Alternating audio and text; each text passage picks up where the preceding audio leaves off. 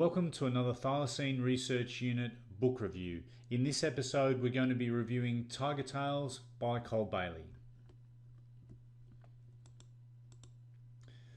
Tiger Tales is Col Baileys' first book, published in 2001 and based on a series of stories that he had published in the Derwent Valley Gazette. Tiger Tales is a must-have book for anyone interested in thylacines or the Tasmanian tiger. It is a collection of anecdotes or stories that have been collected by the well-known thylacine enthusiast Col Baileys. During his multi-decade search for the elusive animal, Col has spoken with a plethora of eyewitnesses and old-timers who had first-hand knowledge of the tiger or who have family stories to pass on.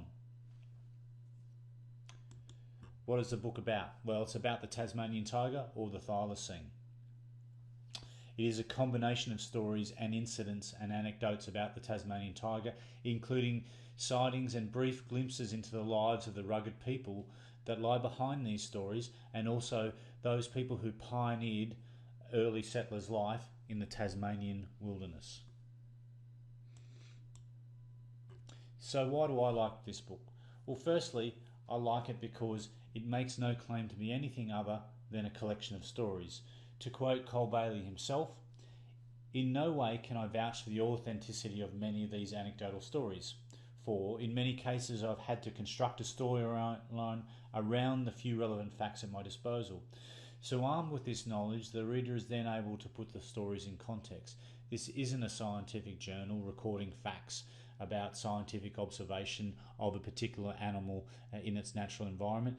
Rather, it's a series of stories that have been told from person to person. You can easily imagine these stories being told around a campfire or even in a family home when, perhaps a grandfather telling the story of his first-hand encounters with the thylacine to his grandchildren." The contribution to field research. As I indicated earlier, this is not a scientific text to be compared and contrasted with the likes of the works of Thyla, Paddle or Charlin. It is, however, an important tome nonetheless. Why? Well, simply, it helps to ensnare the reader into the tragic story of the thylacine, to encourage them to believe that somewhere in the Tasmanian wilderness, this animal may still be holding on.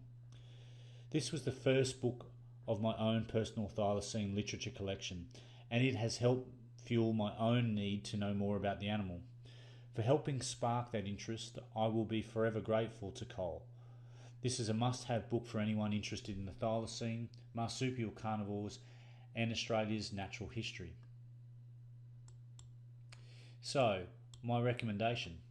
Well, go out and buy this book.